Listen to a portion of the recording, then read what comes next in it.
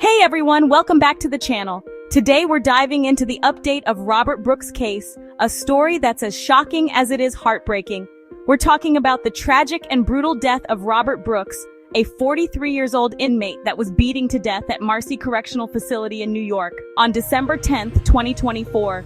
Brooks, who was serving a 12-year sentence for assault, was beaten to death by at least 3 correction officers.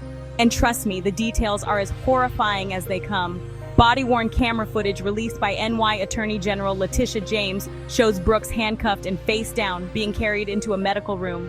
Now, if you thought things couldn't get worse, buckle up.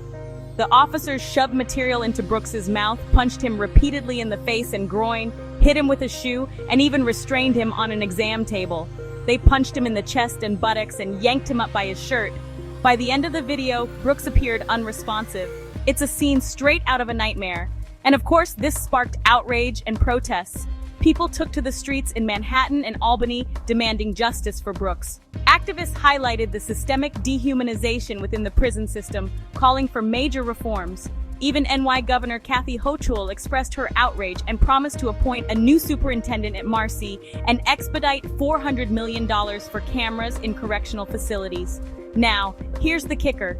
Despite the overwhelming evidence, no charges have been filed against the officers as of today. The Department of Corrections and Community Supervision did name several officers connected to the death, but it seems like justice is dragging its feet. And let's not forget, at least 3 of the officers involved have prior assault accusations. Yeah, you heard that right.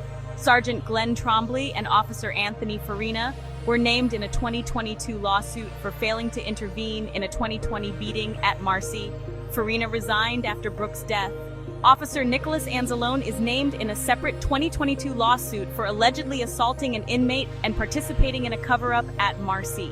Experts like Dr. Jeremy Faust suggest that Brooks may have suffered a fatal spinal cord injury when officers lifted him by his shirt, noting the potential for paralysis of respiratory muscles. Bryce Peterson, a law enforcement expert, points to potential excessive force, particularly when officers struck Brooks after he was already injured and seemingly compliant. So where do we go from here?